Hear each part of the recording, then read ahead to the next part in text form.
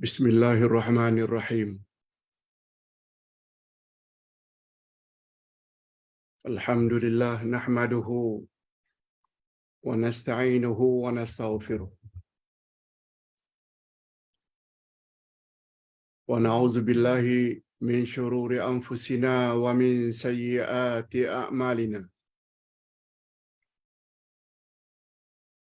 Man yahdihillahu fala mudilla lahu wa man yudlil fala hadiya lahu. Asyhadu an la ilaha illallah wahdahu la syarika lahu wa asyhadu anna Muhammadan abduhu wa rasuluh la nabiyya ba'dah. Allahumma salli wa sallim ala nabiyyina Muhammad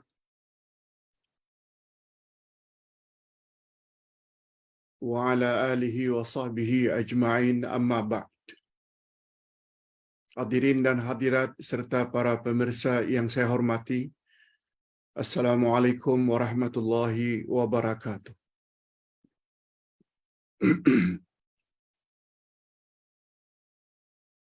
Alhamdulillah, kita bersyukur kehadirat Allah Azza wa Jalla. Berkat taufiknya kita dapat sekali lagi join dalam majlis ilmu yang pernah baginda Rasul sallallahu alaihi wasallam namakan sebagai taman-taman syurga di atas muka bumi. Ia ada kaitannya dengan sabda Nabi sallallahu alaihi wasallam, "Man salaka tariqan yaltamisu fihi ilma, sahalallahu lahu bihi tariqan ilal jannah." Siapa bersungguh-sungguh menempuh jalan untuk menuntut ilmu, maka Allah permudahkan baginya jalan ke syurga.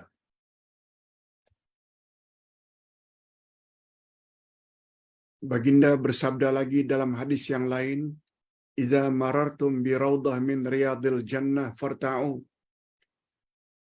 Bila kamu melalui taman-taman syurga, maka masuklah ke taman-taman syurga itu. Sahabat bertanya, "Apa yang Tuhan maksudkan? Hendaklah kami masuk taman syurga?" Nabi jawab, "Majalisal ilmi," yaitu majlis ilmu.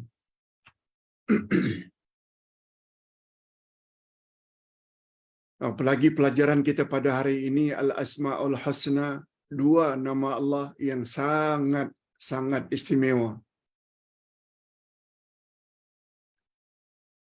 yaitu Al-Ahad dan Al-Wahid. Kita belajar pagi ini dua nama Allah tersebut serentak.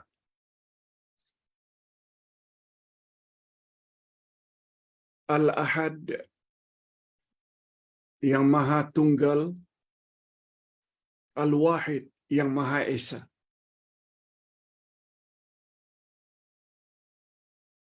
Dari perkataan inilah akhirnya muncul istilah tauhid. Semua kita tahu mentauhidkan Allah adalah tugas yang paling utama para rasul diutus oleh Allah untuk mengajar umat masing-masing supaya mentauhidkan Allah. Perkataan tauhid diambil dari perkata ahad dan wahid.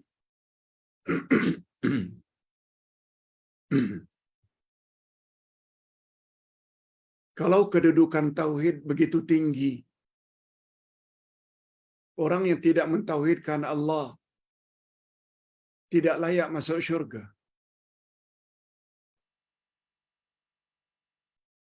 Lawan dari tauhid adalah syirik. Itu sebabnya seperti sudah ditakdirkan oleh Allah. Memang pun telah ditakdirkan oleh Allah. Bukan kita rancang dari awal.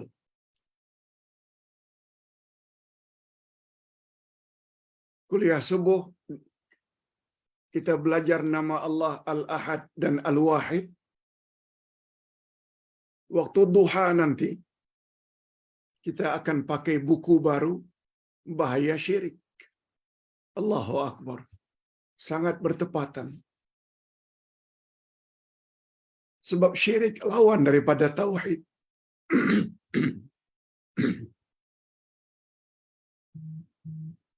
Kalau tauhid itu paling dituntut dalam beragama, paling dituntut. Apalagi Allah Subhanahu wa taala berfirman, A'udzubillahi minasyaitonir rajim. Wa ma khalaqtul jinna wal insa illa liya'budun. Aku tidak jadikan jin dan manusia kecuali agar mereka mentauhidkan aku. Itu makna asal. Liya'budun, agar mereka beribadat pada aku, dengan maksud liyuwahidun, agar mereka mentauhidkan aku.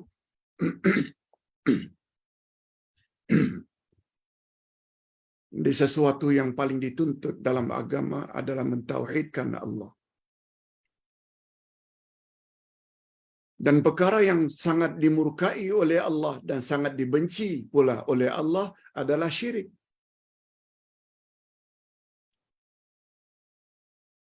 Jadi sudah kita belajar pagi ini tentang nama Allah Al-Ahad dan Al-Wahid. Tidak sempurna kalau tidak ikut kelas duha nanti. Jam 10.30 kita akan bahas mukaddimah bahaya syirik. Mukaddimah bahaya syirik.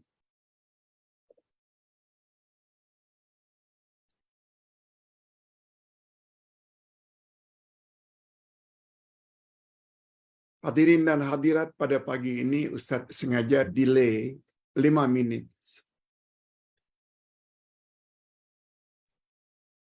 Biasanya kuliah subuh bermula 6.45. Tapi kita delay, lambatkan 5 minit jadi 6.50. Sebab selesai salat balik dari surau terdekat pun sudah 6.40. Azan 6.19. Selesai azan 6.30. 5 minit kemudian baru mula salat subuh bagi yang salat berjamaah di masjid. Sampai rumah barangkali 6.45.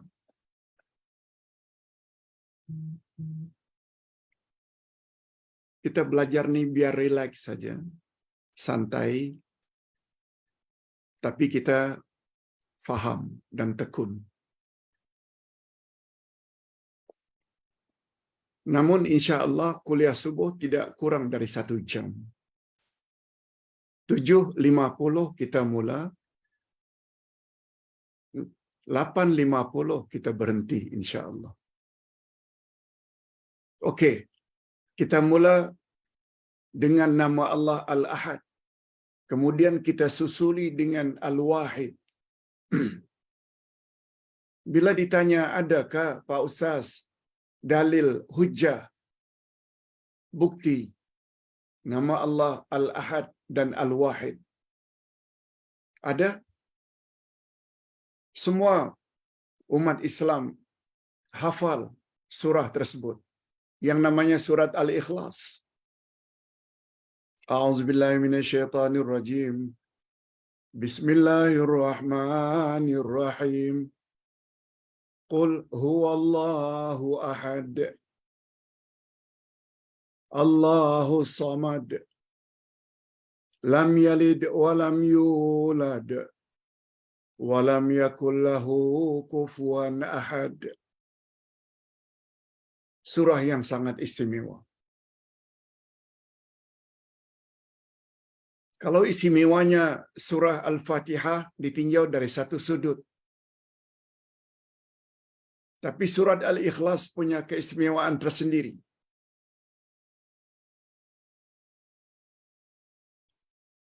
Sehingga apabila kita baca sekali saja, fadilatnya sama dengan kita baca sepertiga Al-Quran. Allahu Akbar.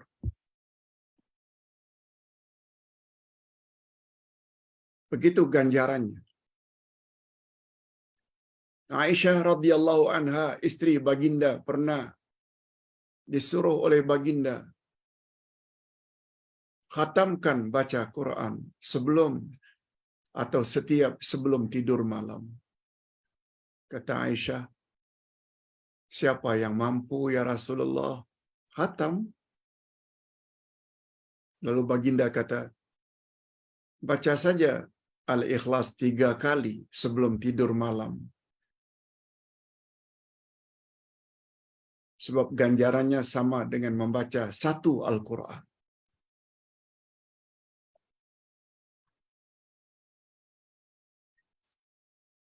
Sebab sekali membaca surat Al-Ikhlas sama dengan sepertiga, maknanya 10 juzuk. Bila 3 kali, sama dengan 30 juzuk. Begitu keistimewaan.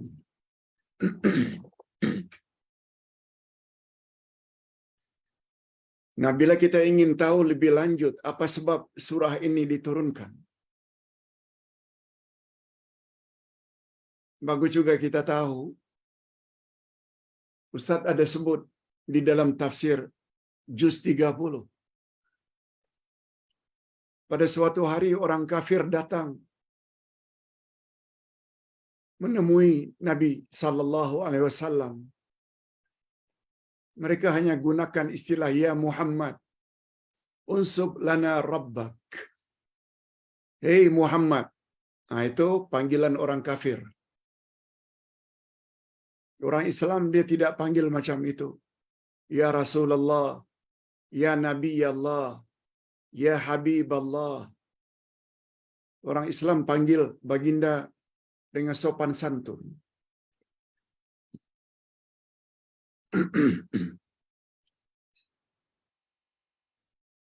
Kata orang kafir, ya Muhammad.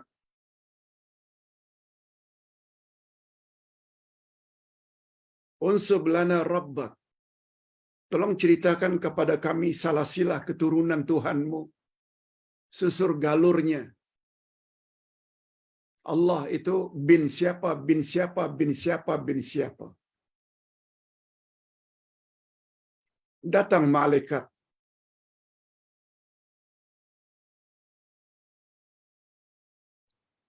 Membawa wahyu. Mengajar Nabi Muhammad surat Al-Ikhlas. Surah ini. Jadi asbabun nuzulnya, sebab turunnya surat Al-Ikhlas. Karena Nabi ditanya oleh orang kafir, siapakah susur galur atau nasab keturunan ibu bapa nenek moyang Allah? Lalu Nabi Muhammad sallallahu alaihi wasallam pun jawab, "Qul huwallahu ahad." Kau tanya tentang Allah, salasilah keturunan Allah. Allah suruh baginda supaya jawab. Katakan olehmu, Allah itu Esa. Qul, katakan olehmu, huwallahu ahad. Dia, yakni Allah itu Esa, tunggal. Begitulah seterusnya. Allahus Samad. Allah sumber segala nikmat. Jangan tanya siapa bapa, siapa ibu, siapa anak. Dia tidak beranak dan tidak diperanakkan. Lam yalid walam yulad.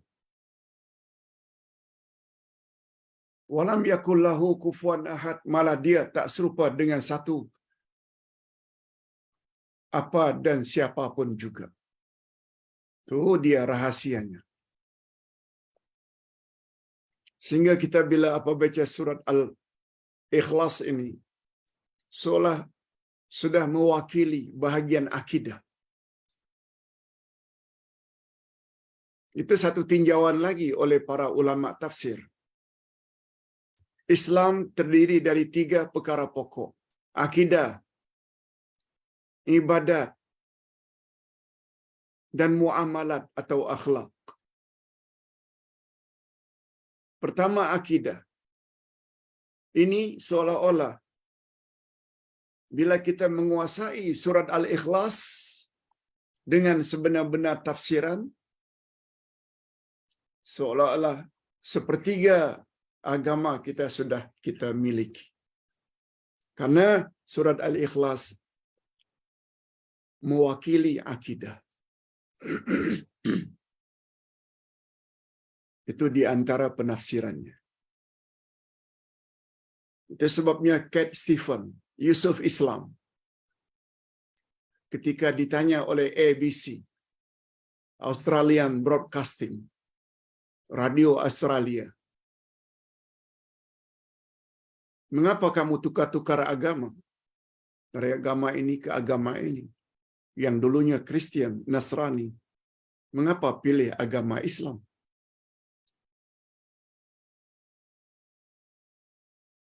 Yusuf Islam hanya menjawab, hanya dalam Islam ada konsep ketuhanan yang murni. Tidak ada konsep ketuhanan itu dalam agama-agama lain. Tak ada. Sebagaimana yang ada konsep ketuhanan itu dalam Islam. Ketika ditanya apa buktinya, apa dalilnya, lalu Yusuf Islam, nama asalnya Cat Stephen, menjawab sambil membaca surat Al-Ikhlas. Itu sebagai gambaran. Itu sebabnya pelajaran kita pada pagi ini termasuk salah satu pelajaran yang sangat penting untuk tahu apa makna Al-Had.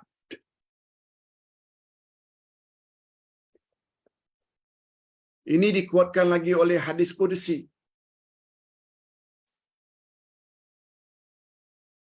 Nabi Muhammad sallallahu alaihi wasallam bersabda bahwa Allah telah berfirman, qala Allah telah berfirman, kata Nabi, kadzdzabani ibnu Adam walam yakul lahu dzalik wa syatamani walam yakul lahu dzalik. Fa amma takdzibuhu iyaya fa qawluhu la yu'idani kama bada'ani wa laysa awwalul khalqi bi ahwan alayya min i'adatihi. Wa amma syatmuhu iyaya fa qawluhu ittakhadallahu walada wa anal ahadu samad lam alid wa lam ulad wa lam yakul li kuf'an ahad. Hadis sahih riwayat Imam Bukhari dari Abdullah ibnu Abbas. Ustaz terjemahkan secara bebas sajalah. Tak payah baca.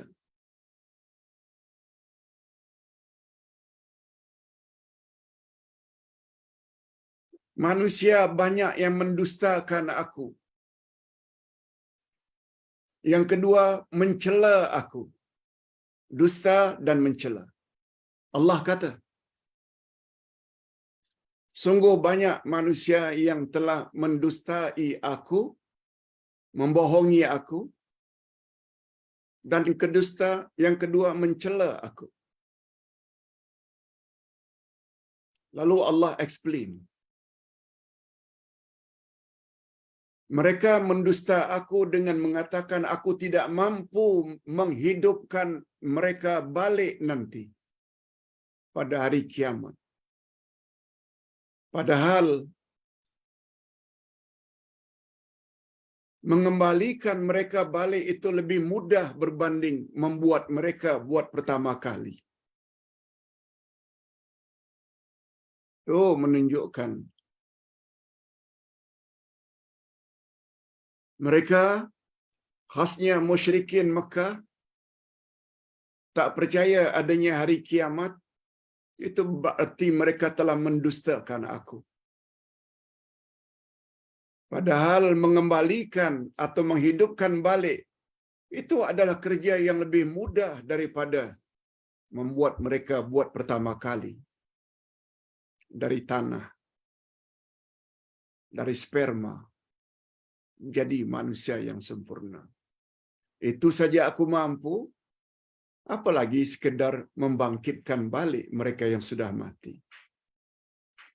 Yang kedua, mereka mencela aku.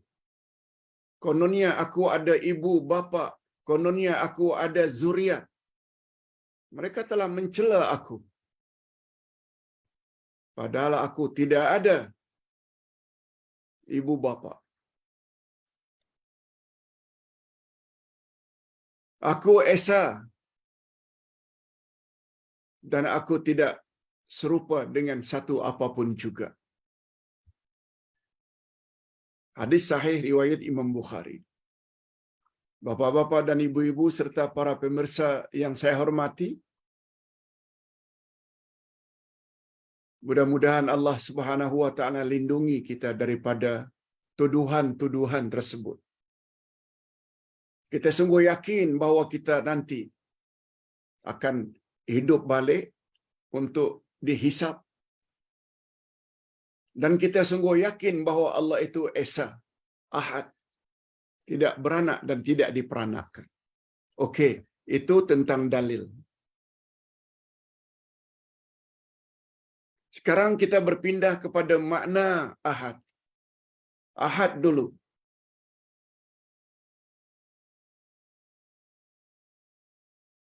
Ahad maknanya Esa. Ahad maknanya tunggal.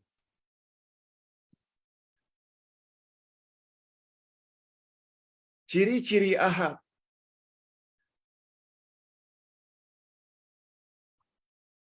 Dia tunggal secara mutlak.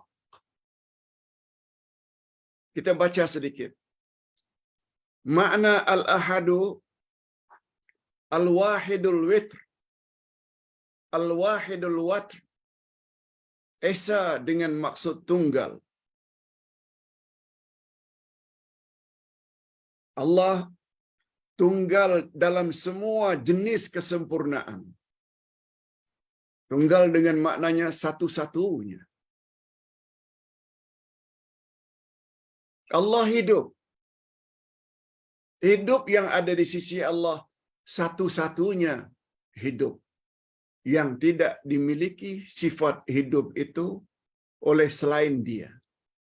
Hatta malaikat akan mati.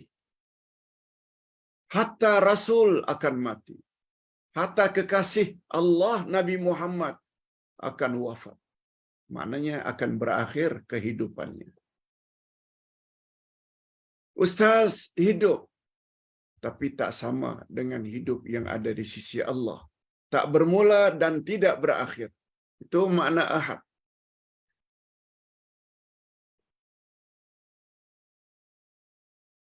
Esa tunggal dalam kesempurnaan dari segala sudut.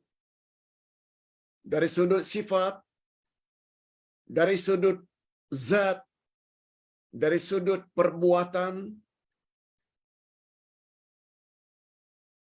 dia Ahad. Ahad dengan makna satu-satunya.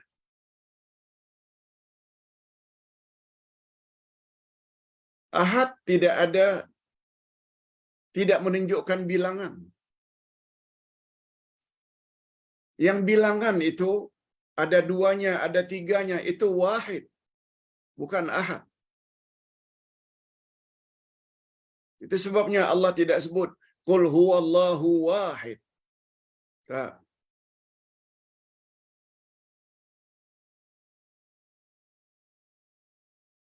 Adanya isnain yang kedua atau asani, asalis yang ketiga, ar-rabi yang keempat.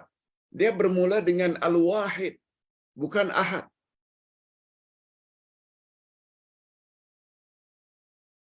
Orang tidak sebut rajulun ahad, tak ada. Rajulun wahid, seorang lelaki. Saubun ahad, tak ada. Saubun wahid.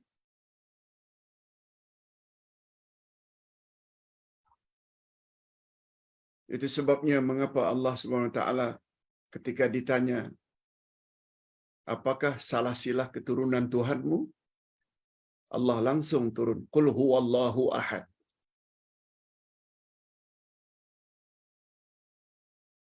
Ditinjau dari sudut lain pula,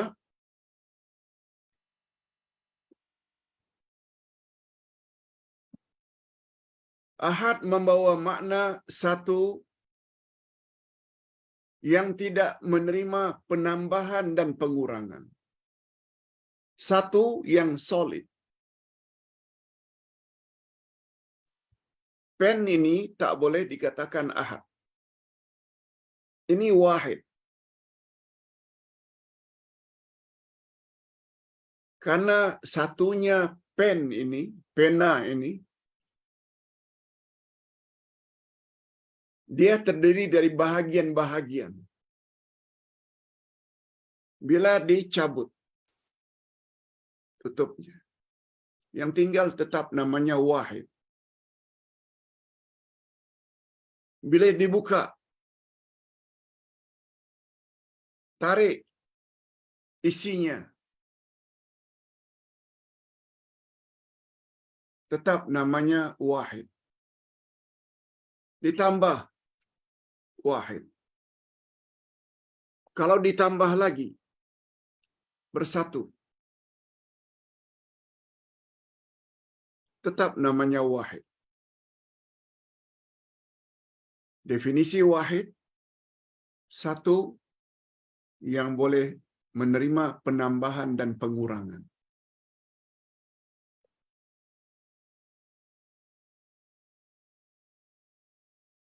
Buku kecil ini, wahid. Bila kita koyak, tetap wahid. Koyak lagi, wahid. Selagi, kemudian kita tambah lagi, tambah lagi, tambah lagi. Kalau dia bersatu, itu namanya wahid. Ahad tak macam itu. Ahad, satu yang tidak menerima penambahan dan pengurangan. Yes, itu makna ahad. Kita berpindah kepada makna wahid.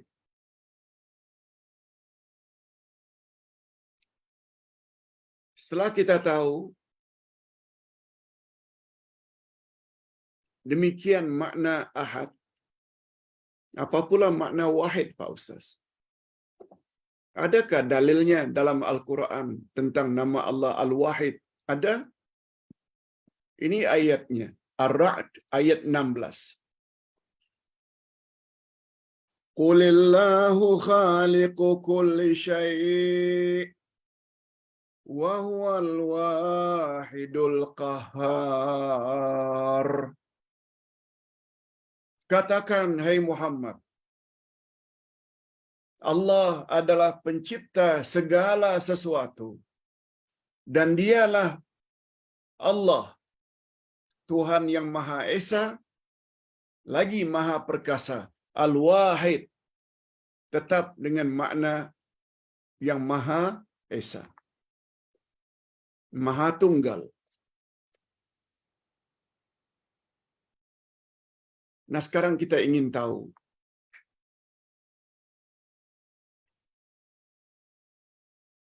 kalau Allah punya nama Wahid, tidakkah itu bermakna Allah berbilang-bilang?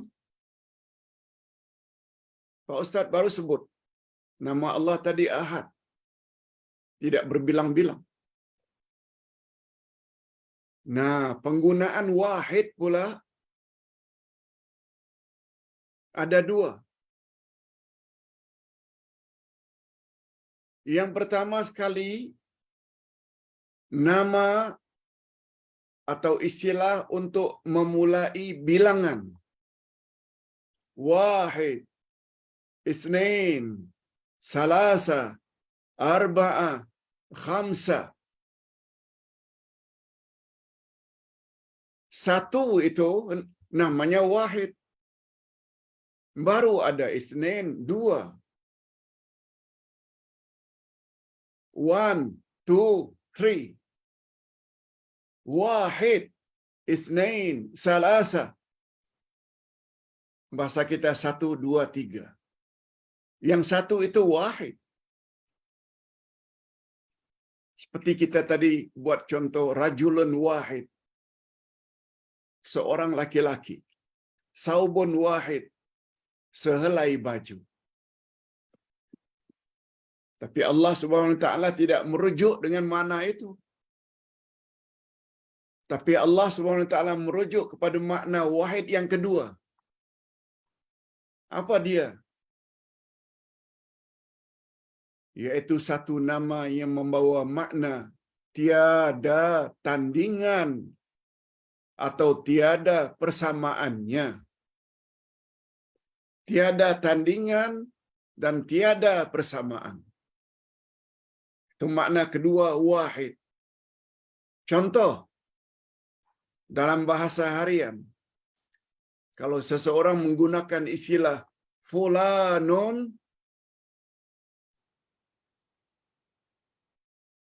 wahidul alam. Wahidul alam.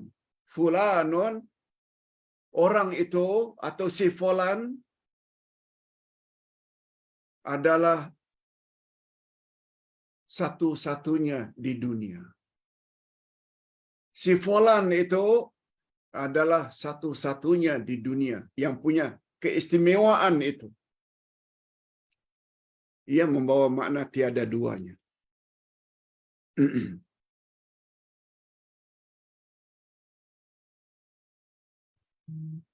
Maksudnya tiada tandingan atau taranya atau bandingannya di dalam alam ini seperti dia.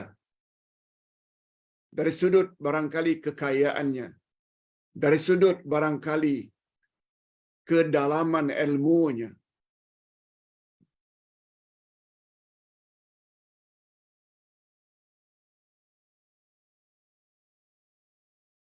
Seperti Nabi Muhammad sallallahu alaihi wasallam, satu-satunya manusia yang punya kelebihan mengatasi bukan semua manusia, malah semua nabi dan rasul. Nabi Muhammad sallallahu alaihi wasallam. Sehingga kita sangat sayang pada Nabi, melebihi kesayangan kita kepada mana-mana manusia di atas muka bumi.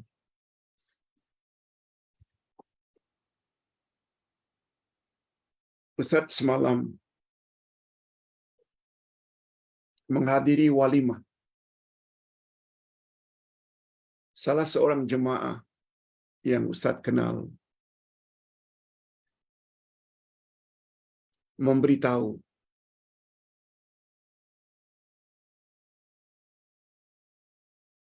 macam mana cara untuk mimpi Rasulullah sallallahu alaihi wasallam. Ustaz hanya jawab,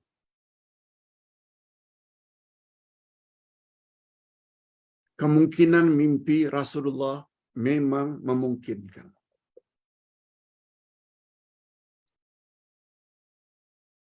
Disebut oleh Rasul lebih dari 40 hadis kebarangkalian melihat Rasulullah dalam mimpi.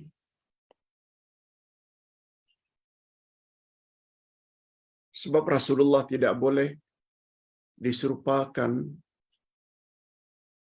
oleh syaitan. Namun demikian nasihat Ustaz, kalau kita tak mimpi pun tak mengapa, yang penting kita pegang sunnahnya. Ittiba'ur Rasul. Tapi beliau tegaskan lagi, tapi saya sangat sayang Rasulullah. Nah, itu sangat dituntut dalam agama. Sayang Rasul mesti melebihi daripada sayang kita kepada yang lain-lain.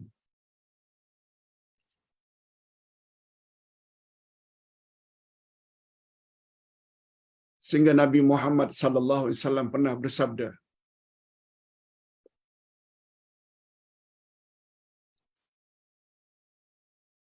La yu'minu ahadukum hatta akuna ahabbu ilaihi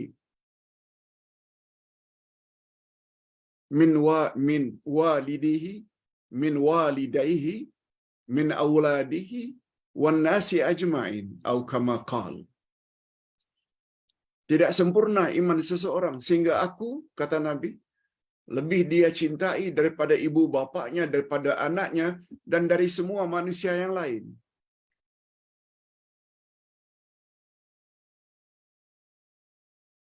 Hatta terhadap ibu bapa kita, hatta terhadap pasangan kita, cinta Rasul mesti melebihi.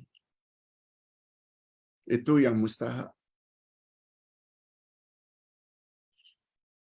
Seorang sahabat pernah bertanya, "Ya Rasulullah, apakah bekal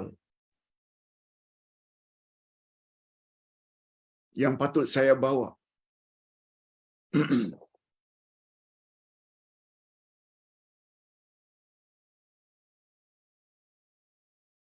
Untuk saya bawa sebagai bekal akhirat. Apakah salat, apakah puasa, apakah zakat? Kata Nabi, tidak.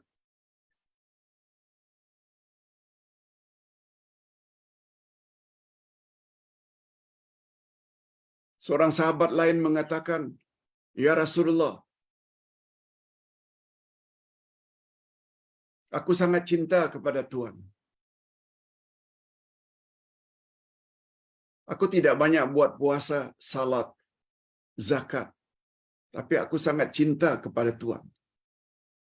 Coba dengar apa kata Nabi. "Fa innaka ma'a man ahbabta." Engkau kelak di akhirat akan bersama dengan orang yang engkau kasihi itu.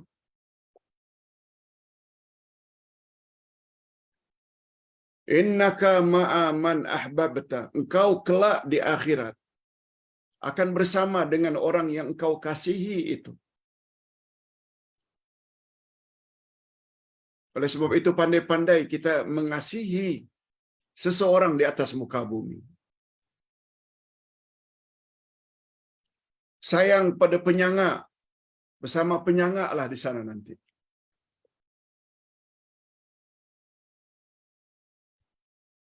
Sayang kepada perasuah, bersama perasuah lah di sana nanti.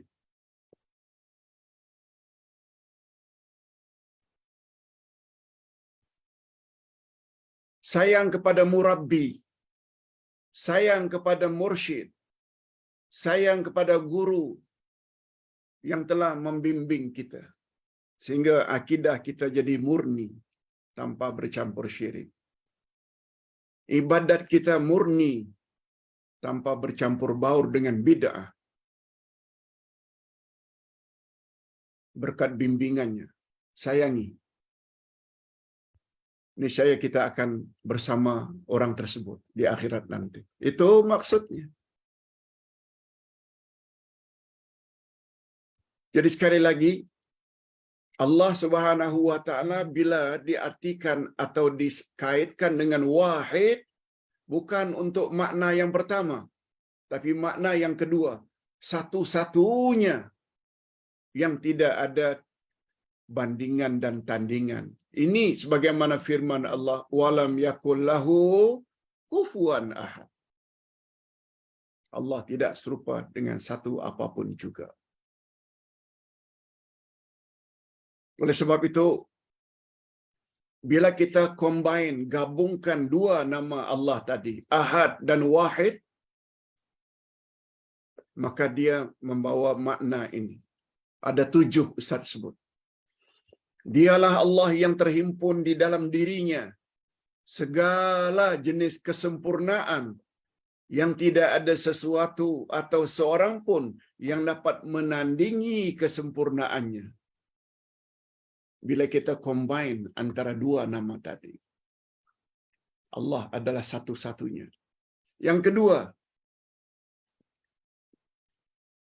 Allah Subhanahu wa taala satu-satunya zat yang Maha Esa dari sudut permulaan dan akhiran. Yaitu Allah wujud tidak bermula dari tiada. Dan wujudnya Allah tidak berakhir dengan kematian. Betul tak? Itu satu-satunya sifat Allah. Abdullah Yasin wujud sekarang, sebelumnya tak wujud. Abdullah Yasin tak lama lagi akan tiada, akan mati.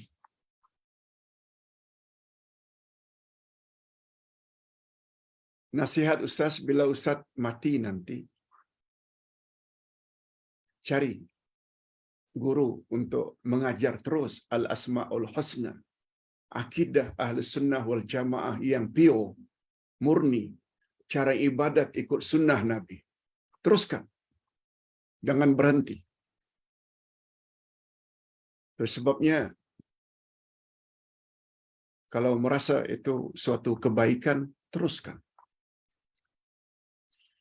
Hadirin dan hadirat rahimakumullah. Itu satu-satunya. Allah SWT ada yang sebelumnya tiada. Allah SWT yang ada tak berakhir dengan tiada. Itu bila kita combine antara makna ahad dengan wahid. Satu-satunya yang punya sifat itu Allah sahaja. Hatta Nabi Muhammad sallallahu alaihi wasallam tidak memiliki sifat itu. Nabi Muhammad tidak wujud sebelum beliau lahir. Nabi Muhammad juga telah wafat pada tahun 10 Hijriah. Ustaz lupa tadi tidak sebut tentang kisah jemaah yang tanya Ustaz dalam walimah semalam.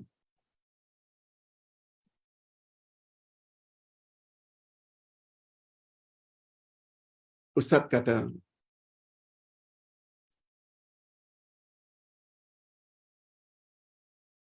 tak mimpi tak mengapa, tak jadi syarat. Yang penting kasih Rasulullah. Apa kata beliau? Sayangnya saya Ustaz kepada Rasul. Bila nama Nabi Muhammad disebut bukan saja selawat. Saya menangis Ustaz. Menangis. Mengenang jasa beliau yang telah menyelamatkan kita daripada kesesatan.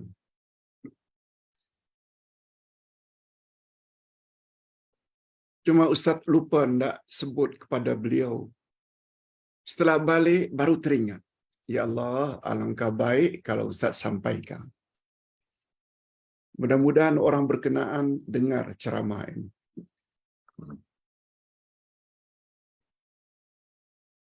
Bilal bin Rabah, sahabat Nabi, walaupun beliau orang Afrika, Ethiopia, Habasyah.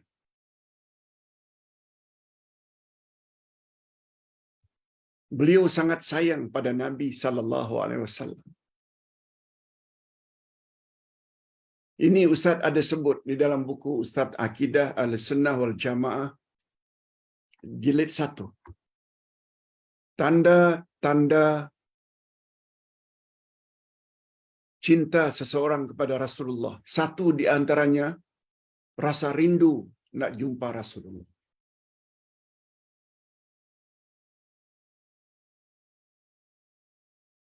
Apa kisahnya Pak Ustaz? Kisahnya begini.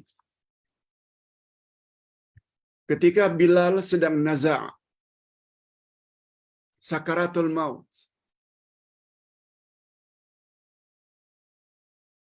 istri Bilal menyebut dalam keadaan yang sangat sedih, wa wailah, wa wailah, wa wailah.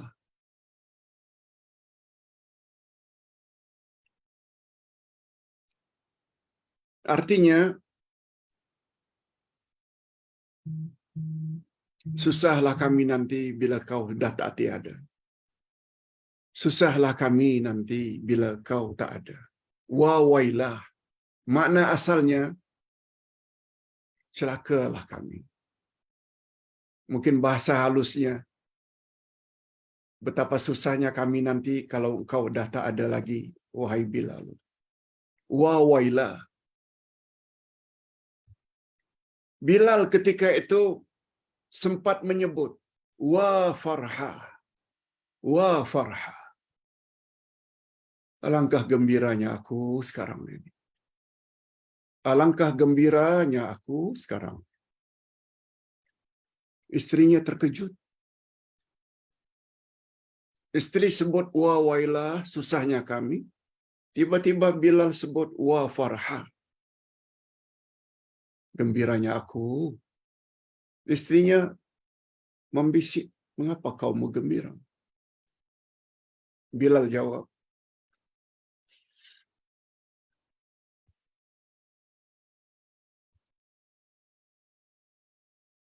bila aku mati, itu kan maknanya tak lama lagi aku akan jumpa Rasul.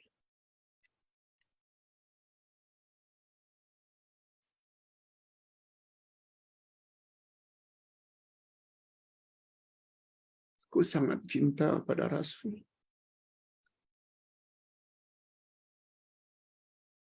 Aku sangat sayang pada Rasul.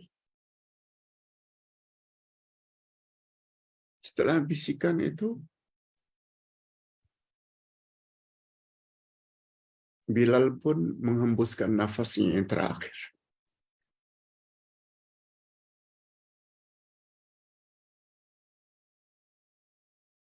Ustaz hanya tidak beritahu bahwa sikap jamaah tadi, Pak Cik tadi, sangat terpuji. Bila disebut saja nama Nabi Muhammad, beliau bukan saja sambut dengan selawat, tapi menangis. Mengenang jasanya yang luar biasa. Ini yang Ustaz tidak kaitkan dengan wahid, dengan makna yang kedua. Satu-satunya di dunia yang tidak ada tolok bandingannya kasih kita kepada Nabi Muhammad sallallahu alaihi wasallam, mengatasi segala-galanya. Ekoran daripada sayangnya, kasihnya kita kepada Nabi, lalu muncullah ittiba'un Nabi, ikut akidah macam akidah Nabi, murni tauhid tanpa bercampur syirik sedikit pun, beribadat pada Allah dengan ikut cara Nabi tanpa dicampur baurkan dengan bid'ah walaupun sedikit. Dan kesemuanya itu tak akan mungkin kalau tidak ada ilmu. Khasnya ilmu dari Quran dan sunnah Nabi sallallahu alaihi wasallam. Okey. Yang ketiga, dialah yang Maha Tunggal lagi Maha Esa, yang tiada penyerupaan dengannya. Juga tiada tandingan, tiada sekutu, tiada gantian, tiada pasangan, tiada anak. Semuanya tiada. Itu makna wahid.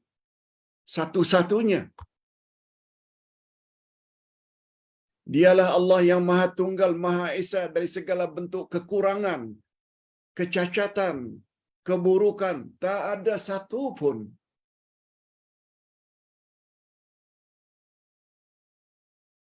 Manusia sempurna macam mana pun pasti pernah sakit. Tapi Allah tidak. Dialah yang Maha Tunggal dari sudut rububiyahnya. Dialah yang mencipta, dialah yang menurunkan hujan, dialah yang menurunkan rezeki. Tidak boleh kita bagi kepada yang lain. Itu sebabnya keyakinan masyarakat, nanti Ustaz akan sebut, di dalam bahaya syirik. Oh, si pawang itu tuh boleh hentikan hujan. Syirik hukumnya. Oh, pawang itu boleh alihkan hujan. Syirik, itu rububiyah. Perbuatan itu hanya mampu dilakukan oleh Allah. Pawang tak boleh, dukun tak boleh, siapapun tak boleh. Itu maknanya wahid. Satu-satunya sifat itu milik Allah. Begitulah seterusnya.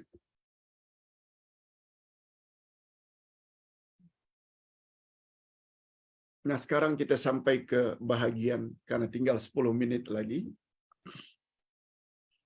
Apa faedah Ustaz meyakini nama Allah Ahad dan Wahid ini?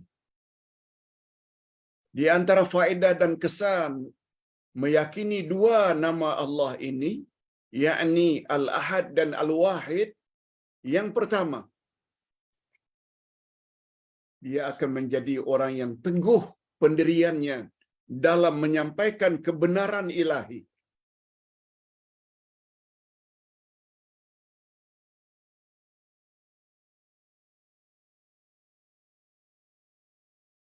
Ustaz sangat jaga perkara ini.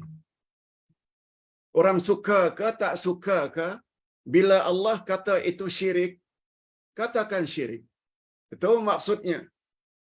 Walaupun orang gelar Wahabi, walaupun orang gelar ini dan itu, jangan peduli. Itu bila ya kita dah faham makna Ahad dan Wahid. Kebenaran adalah segala yang datang daripada Allah. Lawan daripada kebenaran itu adalah syaitan. Itu sebab makna syaitan ba'idun anil haq. Segala yang ingin menjauhkan kita daripada kebenaran itu syaitan.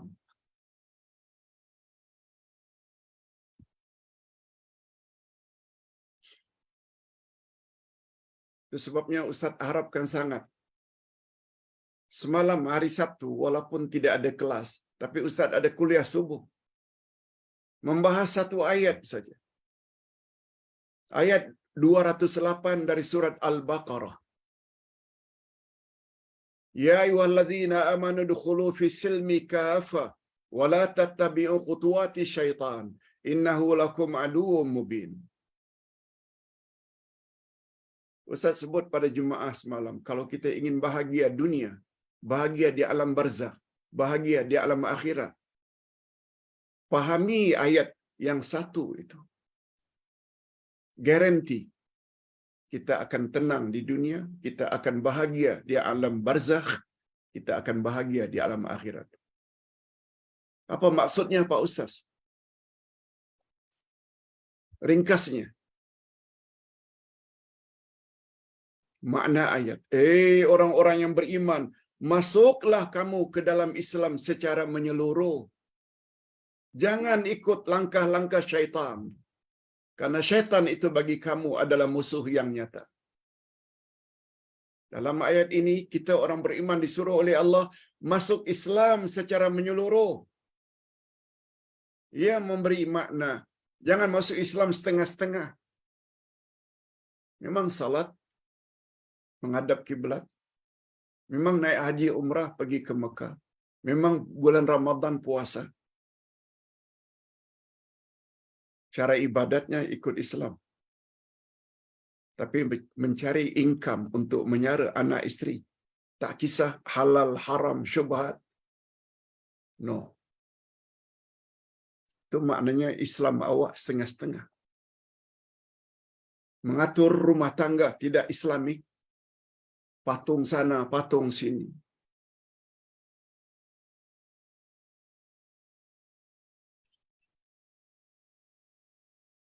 Pakai tangkal, percaya hari-hari tertentu, angka-angka tertentu bawa sial.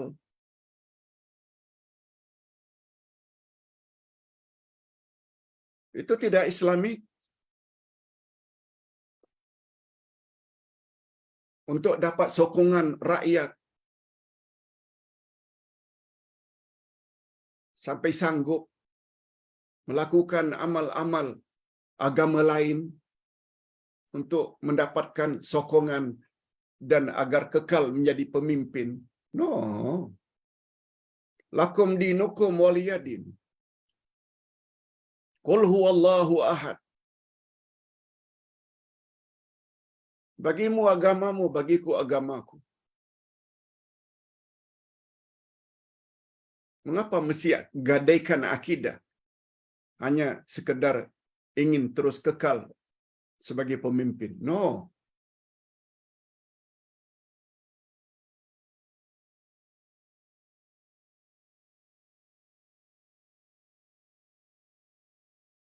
Ini maksudnya, bila kita faham ahad dan wahid, kita combine, seseorang tidak akan takut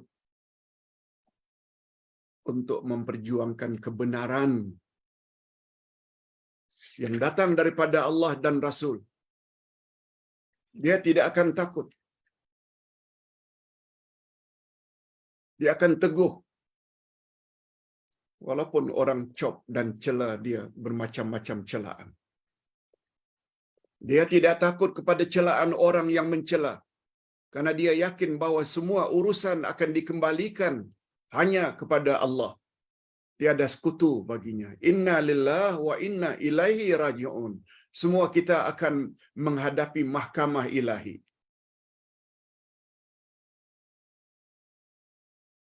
Nah, faedah yang kedua, iman pada ahad dan wahid.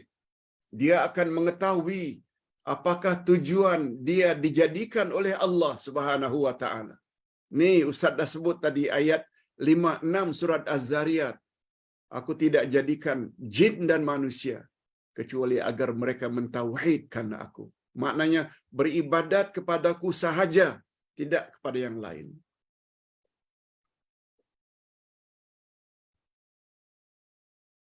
Adapun orang yang sekali-sekali cara Islam, sekali-sekali cara Kristian, sekali-sekali cara Hindu, no. Orang tersebut tak faham makna ahad dan wahid. Itu sebabnya Rasulullah sallallahu alaihi wasallam bersabda, "Innallaha yubghidu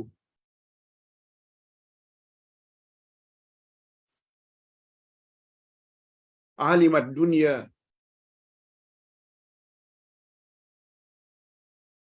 wajahilul akhirah." Wajahilal akhirah.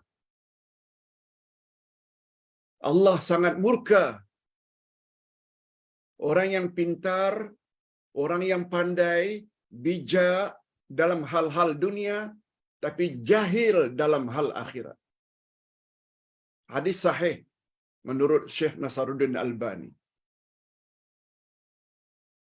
Sebabnya bila ada anak sekolah tinggi macam manapun dalam ilmu-ilmu akademik, dalam kedokteran, dalam ekonomi, dalam ini, jangan bangga sangat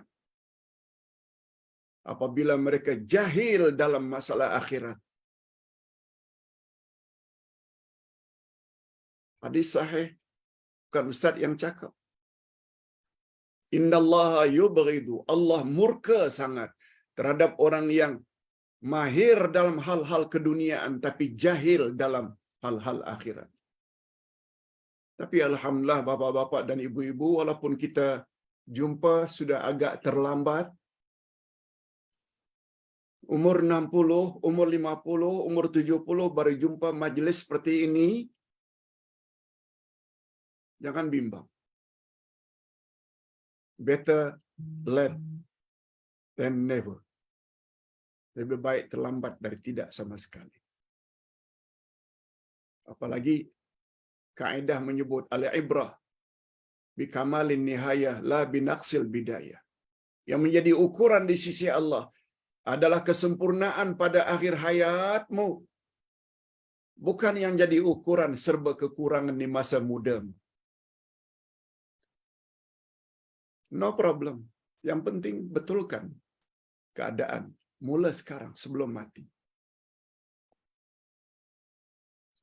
Nah, yang terakhir,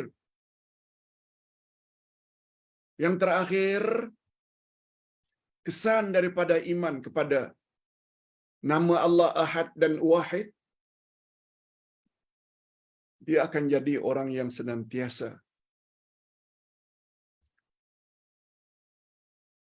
berzikir la ilaha illallah. La ilaha illallah. La ilaha illallah. La ilaha illallah. Sebab kalimat tauhid itu, la ilaha illallah, yang dipanggil juga dengan kalimat ikhlas. Dia adalah modal utama untuk masuk syurga. Sebab tauhid.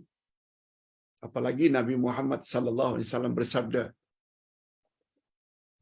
"Man kana akhiru kalamihi la ilaha illallah dakhalal jannah." orang yang paling akhir ucapannya sebelum dia mati, la ilaha illallah, dia layak masuk syurga. Itu sebabnya yang perlu diajar orang yang akan mati. Kata Nabi, laqinu mautakum la ilaha illallah.